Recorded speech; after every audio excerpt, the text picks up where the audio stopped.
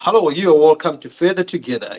Enriching relationships, creating a better future. Yes, you're right. It's your friends here, Kudzie and Priscilla. Thank you so much for joining us. If you're joining us for the first time, we want to take this opportunity to say thank you and welcome. We hope that you enjoy the content that you're going to share tonight, and we encourage you to share with friends and family. If you're a regular, we want to say thank you so much for trusting the content and contributing towards this channel. I would also encourage you to share with friends and family so that they do benefit from what we are going to share tonight and other tons of videos which are on this platform. Please don't forget to like and follow our page, as well as on the Instagram and YouTube page, Further Together. Yes, and tonight we did state that it is specifically for singles.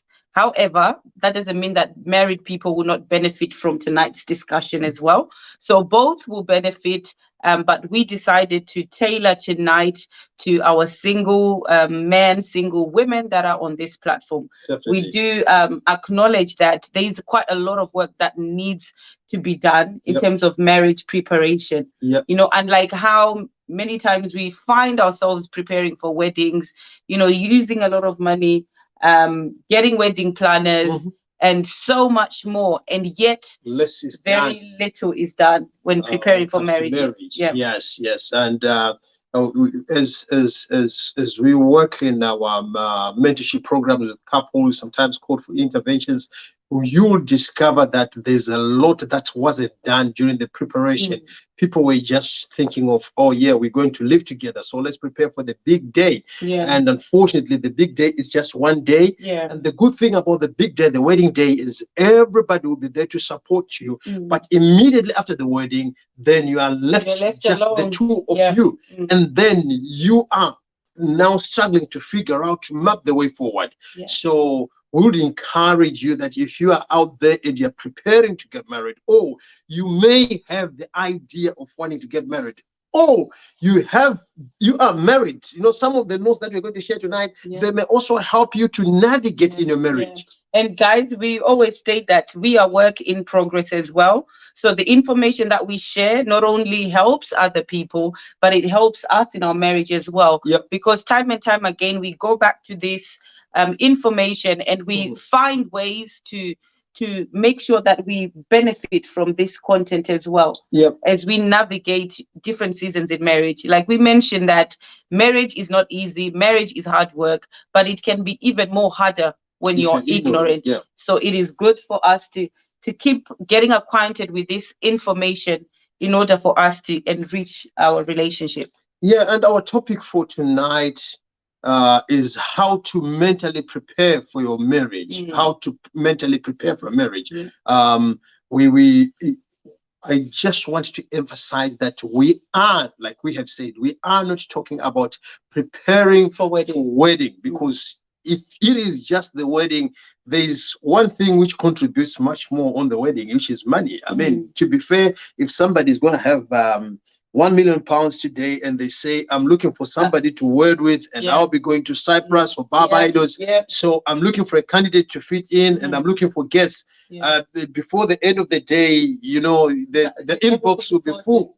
You will be having guests. We will even join to be guests there, because we want to visit Barbados. But when it comes to marriage, it is one thing that is difficult, not difficult, but one thing that is hard to build. It doesn't come easy, it doesn't come natural, especially for some of us, where we come from, we do not have a blueprint for a good marriage. Absolutely. Hence, we are coming on with this topic, how to mentally prepare for marriage. So the first point that we have, we have worked through as well while preparing for our own marriage, is working through your past and moving towards healing.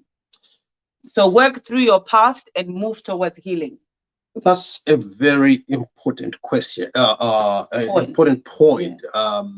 As a matter of fact, whenever you see people fighting in marriages, especially the first 5 to 7 years of marriage, it's childhood experiences fighting. It's the baggage that they have carried from where they're coming from into their marriage, is the unspoken rules that they brought from their the family, and they want their spouse to know these rules, because in their family this is how they used to do things. So if somebody got a wound and they did not heal, they are coming with that wound in marriage. And what happens is, every time you try to embrace them, you are actually touching the wound, and old wounds soon bleed. They start bleeding, and the person becomes very much angry and defensive, and if care is not taken, you start fighting. Absolutely. So trauma is a really big one, and one way or the other, we all have experienced trauma growing up. We have experienced hardships, and those experiences can, if you don't get healing, can affect and impact on your relationship or marriage negatively. I share a lot about the fears that I had due to the trauma that I suffered growing up, being raised in an environment which was hostile, seeing domestic violence and all of those things. I had so many fears of, what is my own marriage going to be? Am I going to encounter the very same things that I saw people around me encountering? So that trauma, those fears could potentially contribute to me living in an unhappy marriage.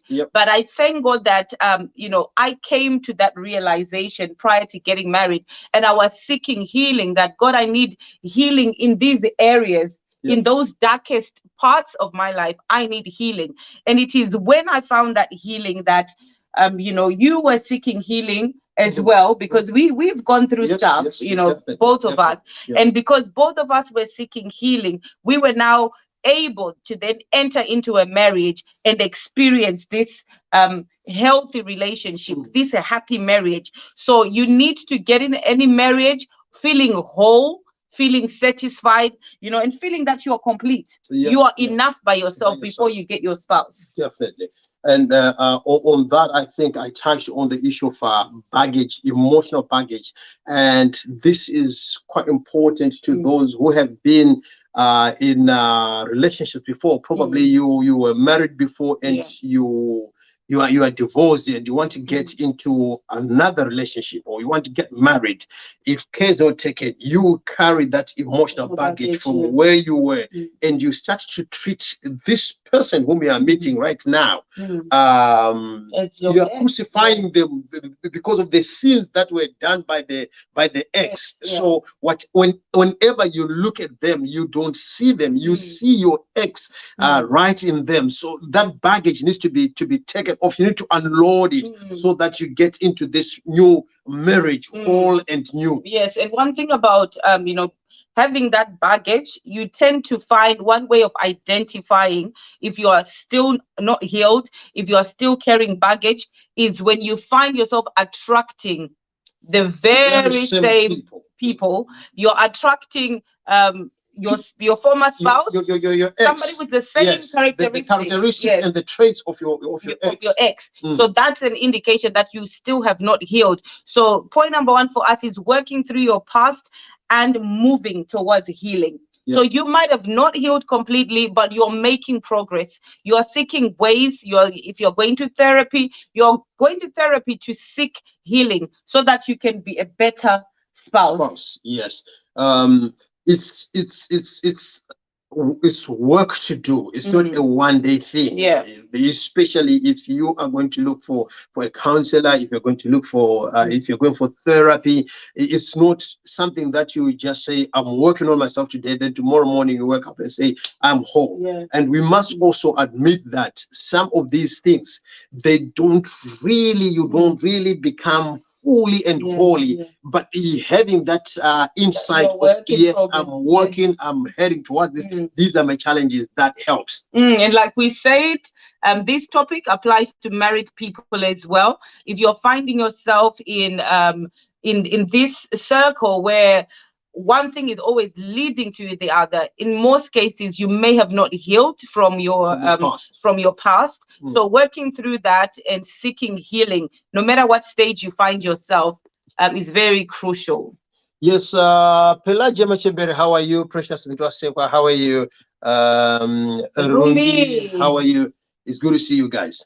Yes, so point number 2 on how to mentally prepare for marriage is having a vision for the marriage that you want.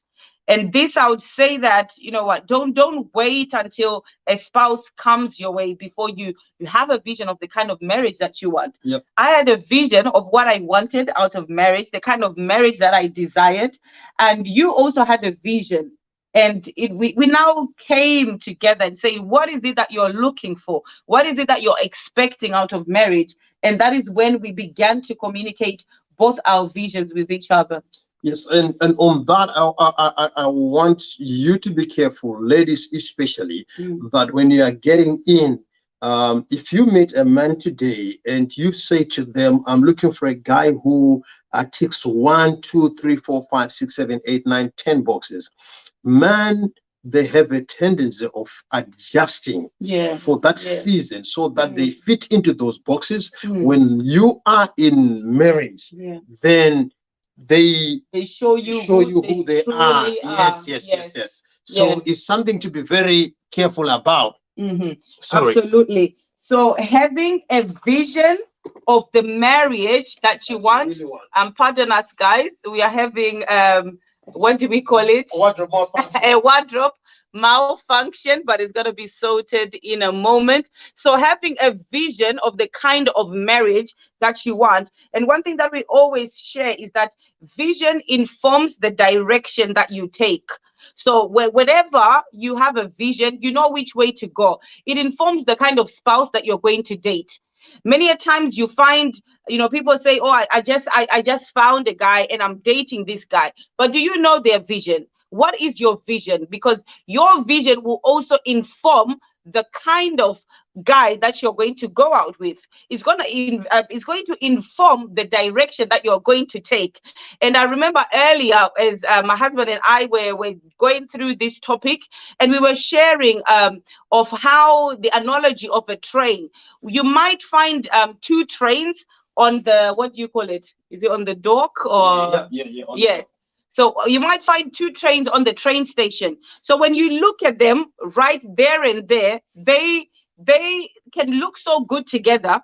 But the thing really is that they're going different directions. They're going in opposite directions. Why? Because their destinations are different. So if that's the case, if you have a different vision with your spouse, you're not going to head towards the same direction. So making sure. The challenge is you only know that you're heading towards 2 different directions when you start moving. Yeah, absolutely.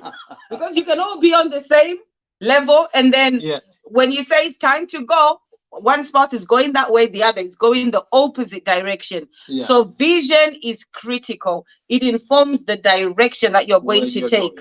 And one of our favorite scriptures, which says that where there is no vision, people perish. And we say that where there is no vision, marriages perish. There is no relationship that will thrive. So having a vision, that can be mental preparedness towards marriage. So the first point is working through your past and moving towards healing.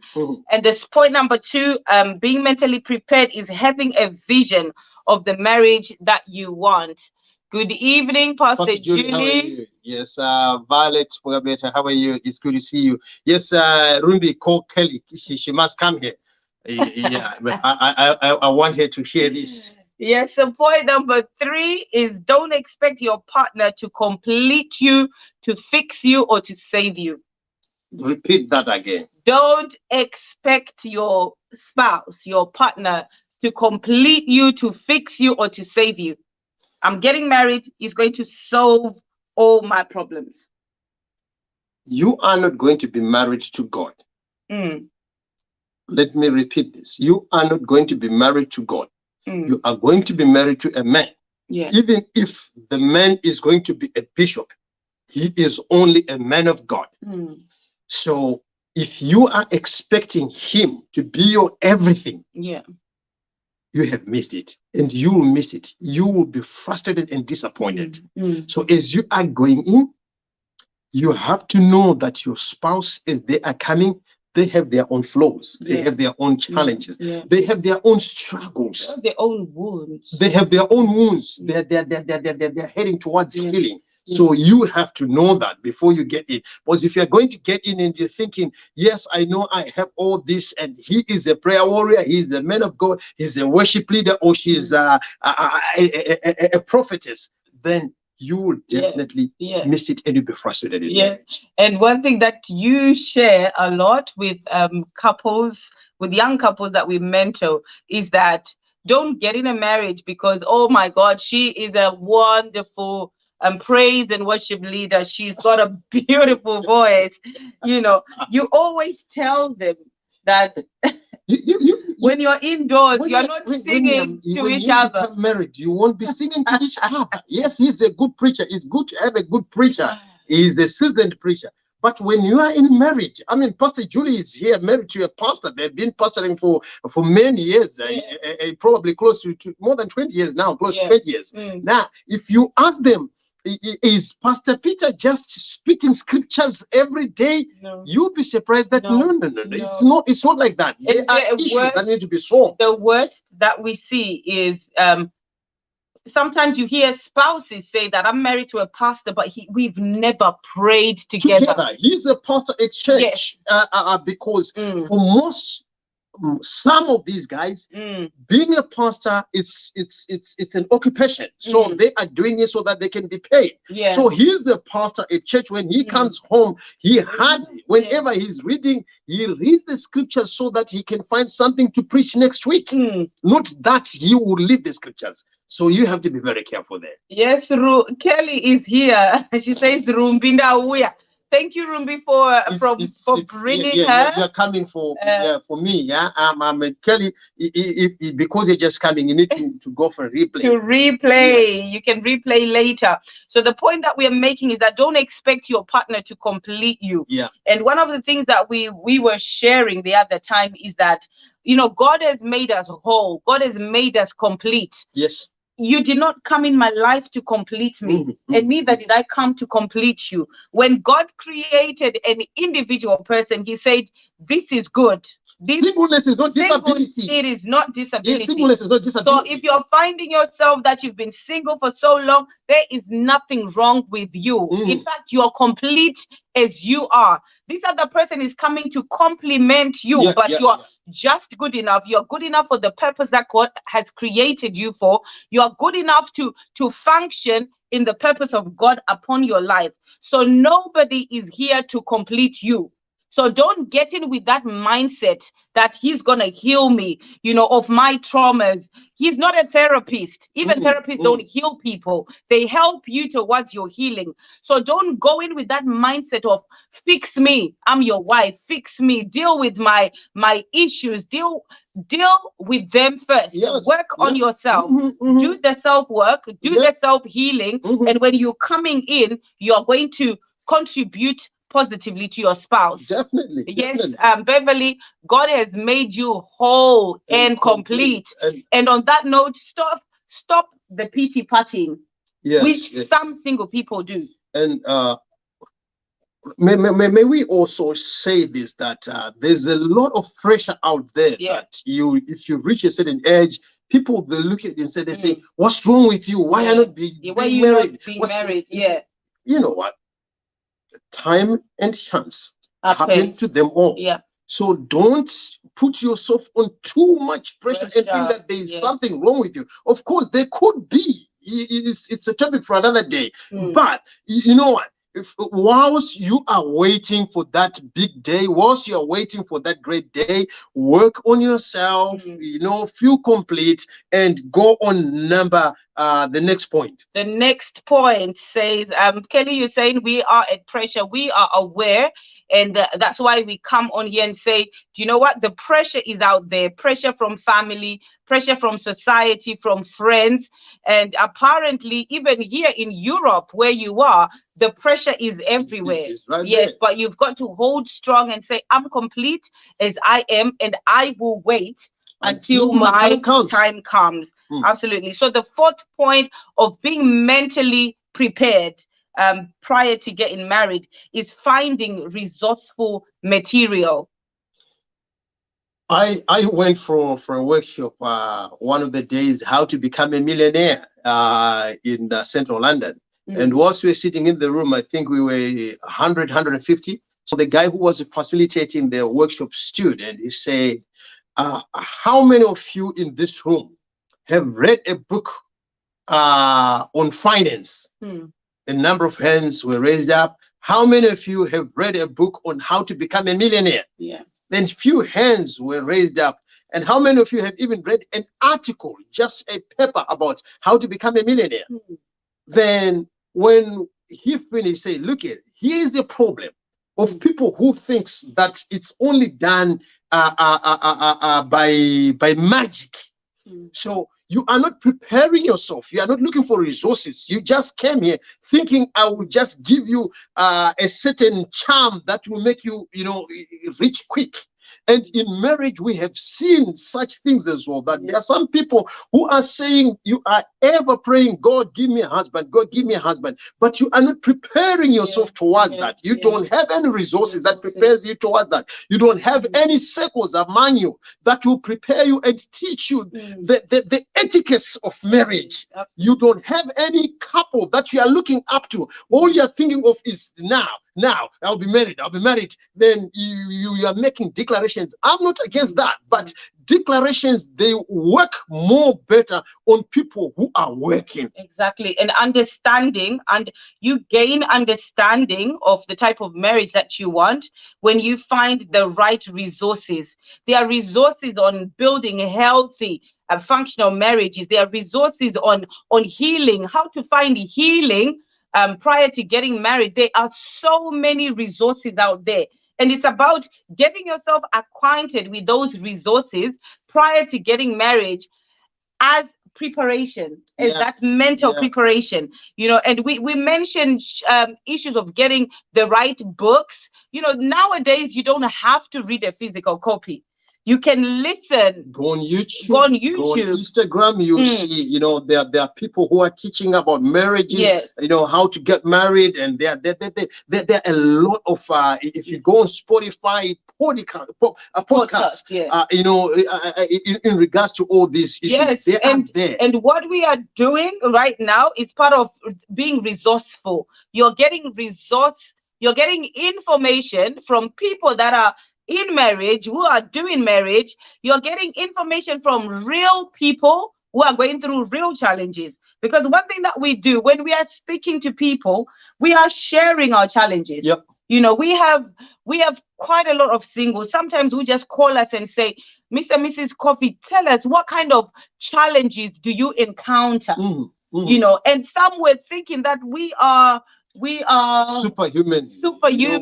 We were married. We don't argue. We have this, marriage from heaven. So he doesn't.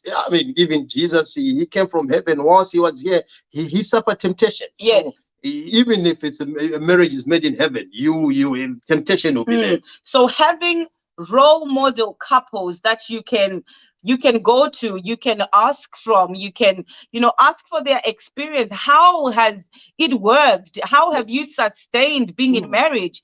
And you don't have to find perfect couples, because you won't find perfect couples. Just find couples that are genuine, couples that are thriving, and that are work in progress.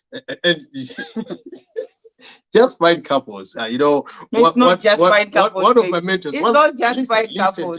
Listen to this. One of my mentors said this to me. Okay, I see where you're One of my mentors said this to me. You want to be rich? I said yes. He said, go and look for rich people. Look for what they are doing, and do exactly that. You become rich. And he said, when you are done, go and look for poor people. Find what they are doing, understand what they are doing, and never do that. So mark it as things not to do, because if the moment you do those things, highway to poverty. So if you have a couple that is not happily married, look at how they are carrying themselves. How do they do it? And on your vision now, You just say, okay, if theirs is meeting once a week, then you say, no, for me, I want to meet every day. Why? Because once a week doesn't sustain, every day sustains. And like we mentioned last week, the utmost thing is to make sure you know what you want. Yep. So looking for the people that are doing what you want is very, very critical, so that you too can be mentally prepared for the kind of marriage that you want.